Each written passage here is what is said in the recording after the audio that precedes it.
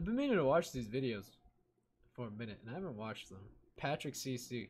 This guy has pretty fun videos. I've been having this one just held in the locker. The dark reality of Drake and Josh. Let's check it out.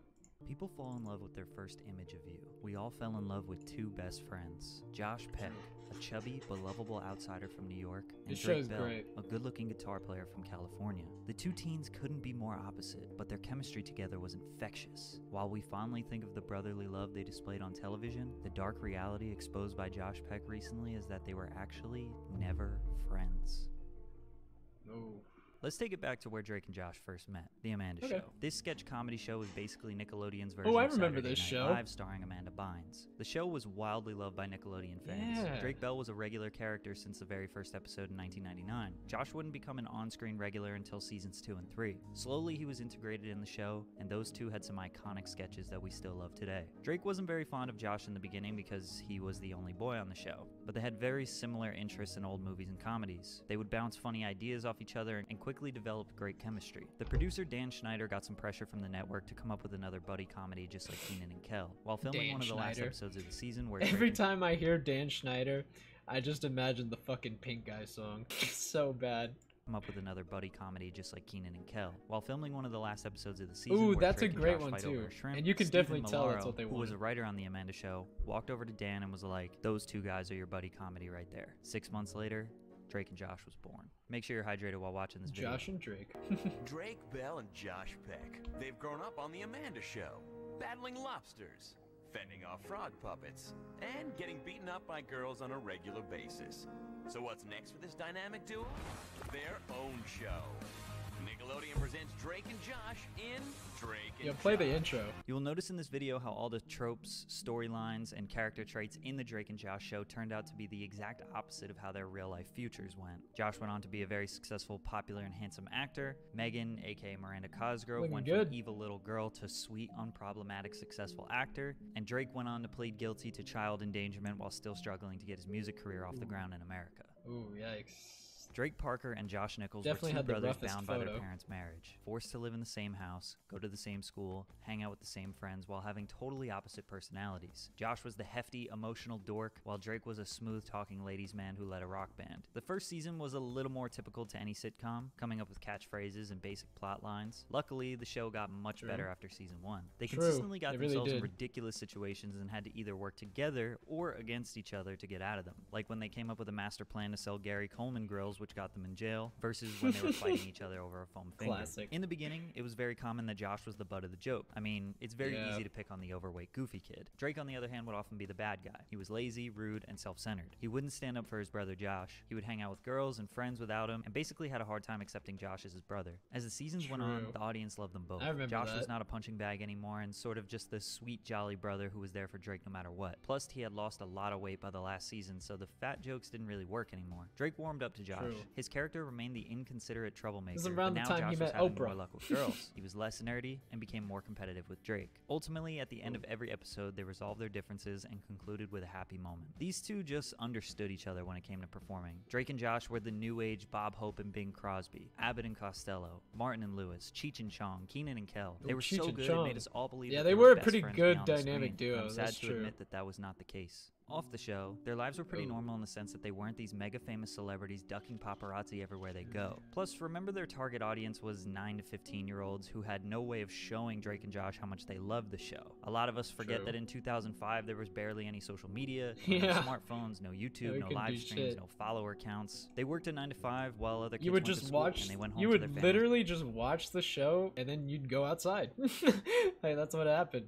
every day just like anyone else. These two just did what most normal teens do. Go to parties, hang out with girls, maybe get in some trouble. Well, at least Drake did. Josh wasn't partying much. Josh was actually going through some really tough times. Josh Peck was raised by a single mother. He actually never met his father. He was always interested in being an entertainer, doing stand-up comedy at the age of 9 years old because anything athletic was definitely out of the question. However, he always wanted to fit in. Being an outsider wasn't this cool, interesting thing for kids in the late 90s. Think about popular films and shows glamorizing high school life. You had the jocks, the hot girls, the I remember nerds. them. Kids like Josh Peck were hoping that they would be a part of the popular crowd and get invited to the parties when high school came. But we all know he wasn't. Drake was very similar to the character character he portrayed on the show, a slick Cali bro who had girlfriends and went to parties as a teen. So them being very different worked on the show, but wasn't very practical in real life. I think they mentioned having sleepovers when they were casted on the Amanda show, but as they got older, they didn't hang out in their personal lives. Josh was sick and tired of being this version of himself he hated. It wasn't all vanity though. He knew he would keep getting casted as a fat funny guy for the rest of his career if he didn't make a change. He wanted to have a successful acting career, so that also inspired the weight loss which we witnessed on TV. As he started to lose weight, he was finally starting to fit in with the normal kids. So Josh started to do what normal kids do. And suddenly I'm like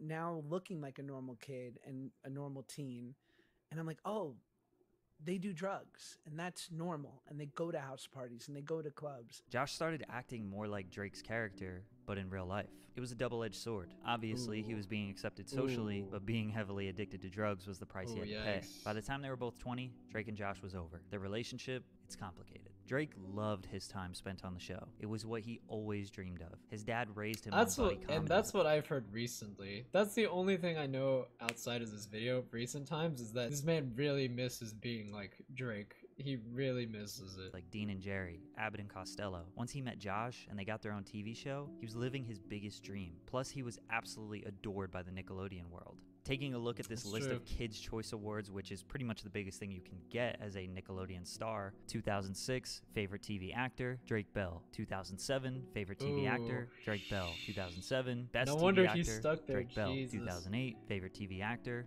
Drake Bell. It was very clear that Drake was the star and Josh was the co-star, despite Josh being funnier and more memorable in almost every aspect. Drake had full intentions on moving forward with his career alongside Josh, doing more movies. When I look back, I remember a lot more Josh moments than I do Drake, so that's actually really true. But I guess that's what happens when you're the butt end of every joke, huh? Movies and TV shows together, just like the buddy comedy duos he idolized. Josh had other plans. Drake was never aware of what Josh was going through behind the scenes. Josh wanted to move on from the show. He was known as the fat funny punching bag who brought way more comedic value to the scene. When we watch these old episodes, we feel happy. This reminds me of Gibby. Man, Gibby has a tragic story too. Appreciated, depressed, overweight, and insecure child hiding his true feelings from everyone. So he took his own route. Immediately after Nickelodeon, he got a voice acting role as Eddie in Ice Age, got to star in the film The Wackiness, which premiered at the Sundance Film Festival and was critically acclaimed. He basically stayed busy every single year since then, having a film or TV role. I remember him in the Fox Red sitcom Dawn. Grandfather, where he was a star alongside John Stamos. He became one of the most popular creators on Vine, which is where he would eventually meet David Dobrik, the Paul brothers, the Vlog Squad, and become a popular influencer on YouTube with millions of subscribers. Drake hung around Nickelodeon a little longer. He did star in a terrible Superbad remake movie called College, as well as a poorly received spoof comedy. I remember this one, dude. Dude, if you've ever seen this movie, you know how ridiculous this shit is. Oh my god. I can't believe this is a movie. This movie's insane. Superhero movie. After that, for the next decade, a few small roles in a bunch of random movies that you never heard of. His just career like stayed alive movie, because but more of consistent absurd. TV work given to him on Nickelodeon. He did tons of different voice acting roles and one-off shows throughout the years. His music career is actually very interesting. Disney knew how to set up their actors' music careers, whereas all Nickelodeon music careers struggled. Drake has no gold or platinum records in America despite releasing music consistently for the past 17 years. However, in Mexico and various Spanish-speaking countries, Drake Bell, aka Drake Campana, is a huge star. He's had multiple high-charting Billboard singles and albums in Mexico. In some of these countries, he does shows for thousands of people. He speaks Spanish, releases all his new music in Spanish, provides Spanish subtitles with everything he does. I'm not really sure how that all happened, but it's been very fruitful for him. In 2014, he filed for bankruptcy, owing over $500,000 in taxes. In 2016, he was arrested for his second driving under the influence charge. He served 1 day in jail and 4 years probation. When you're not invited to the wedding, the message is clear. True colors have come out today. I remember this. Message is loud and clear. Ties are officially cut. I'll miss you, brother. Summer of 2017, Josh got married to his longtime girlfriend, Paige, and Drake was not invited. The great fallout of Drake and Josh was the new viral gossip piece, and the internet was loving it. It seemed like just yesterday they were roommates playing ping pong and working at the movie theater. We thought Drake would be the best man. Turns out, he didn't even know about the wedding. The story blew up bigger than Drake could imagine. Thankfully, a couple months later, they made up and did some YouTube content together. Back together again. Oh really? Then they both spent the next year or so doing press. I didn't know that, but I was aware that like he wasn't inviting him to his wedding, which was interesting.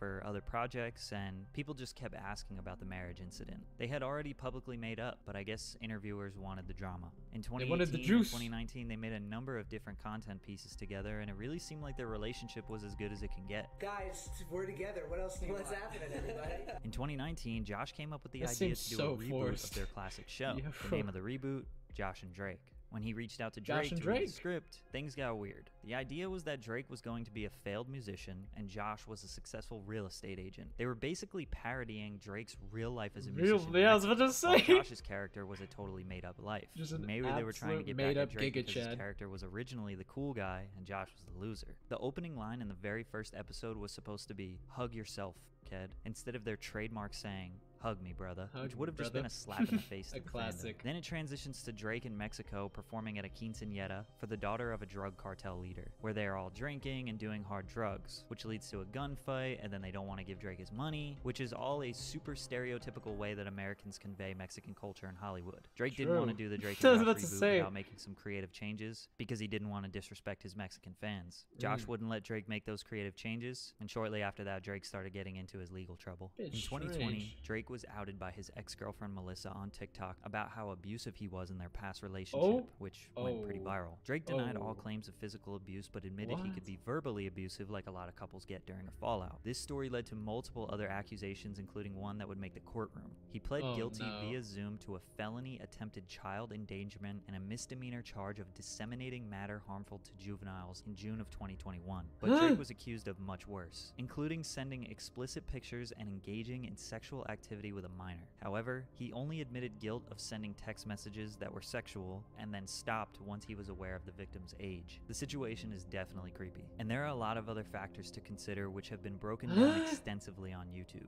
But the internet is not convinced that Drake is innocent of the harsher things he was accused of. His social reputation wasn't has aware of obviously this. been ruined because of this. Which leads us to today. Now Josh I'm Peck aware. recently made some big claims on a Holy. podcast that he and Drake were never friends. Are you guys like not friends? Not really. No. He told a number of different lies on these podcasts that are starting to make fans question everything. I knew that Drake and I didn't stay in touch for the 10 years since we had made the show, but no one needed to know that. Here they are in 2012 at what appears to be a house party. Here they are spending Christmas together in 2013. Here are multiple instances of them hanging out in 2014. In 2015, they had Drake come on Josh's show Grandfathered. I think it's just an opportunity for Drake and I to be working together again. And obviously, we love each Why other. would you Plus, Drake lie? says that they talked when Josh announced that he was engaged. To suggest that they at least didn't stay in touch is wild. He was True. surprised he wasn't invited then? If he's going Yeah. bananas on you? He's surprised, but then he takes to the internet and he starts writing these tweets that immediately like catch fire. And so then he like leans in and goes on this press tour about how heartbroken he is. Drake tweeted two things and the internet dragged them out. Plus, there was no True. press tour. Then 2 months after that, they made up publicly True. and made some YouTube They did see content each other. together. Yeah, After wait, what they is made up going on here? publicly, Drake and Huh? Josh, throughout the next year, would talk about the marriage incident in various interviews. So I think Josh is just remembering things incorrectly. I was at the Yeah. Video Music Awards and I see him there and he sees me. Possibly. And I go up to him like, and this might be the most Sopranos thing I've ever done. And I look at him and I go apologize to my wife right now. Josh literally did sound filmed pretty himself Sopranos. walking up to Drake. That Does did this look sound like how a very gangster Sopranos. moves? And is that the last communication? Pretty much. The VMAs was in August of 2017. Since then, they have filmed multiple YouTube videos together, worked on a Drake and Josh reboot, and I can only imagine they spent time together in their personal lives as well. That is not even close to the last time that they've had communication. Drake just recently started a podcast called Drake and Janet, with the same branding, Whoa. which is just kind of Whoa. Drake still What a says move. nothing but good things about Josh and wants nothing more for them to be friends again. After all, the Drake and Josh show was the biggest and most successful thing that Drake has ever done, which isn't the True. same thing for Josh. He has absolutely destroyed his social reputation, and him repairing his relationship with Josh might be the only thing that could win over the people's trust again. However, it's pretty evident that Josh wants nothing to do with Drake. While he may be lying about them never being friends, he has made it very clear that since True. the show ended in 2007, he wanted to no longer be the secondary character, the fat funny guy, Drake's sidekick, and he worked extremely hard to build a career off his comedy and creative That is vision. very Who could have noticeable. ever guessed that their real life This situation man built his would own turn path. out exactly like the episode Josh has done. Come on, dude. I said I was sorry. Yeah, I heard you. Oh, Stop dude, being this mad at me. episode, I'm not man. mad at you. I'm done. What is that Done, supposed to mean? man. I don't want anything to do with you anymore. Josh, what? Look, I'm This sorry. episode, dude. Look, let me finish, okay? I was wrong, okay? I was wrong. What do you mean? I need you more than you need me. I need you way more than you need me, all right? I'm sorry. I just need you to understand that. Sorry, Josh. I'm sorry. Damn, dude. That was damn. That was insane. That got a lot darker than I thought it would.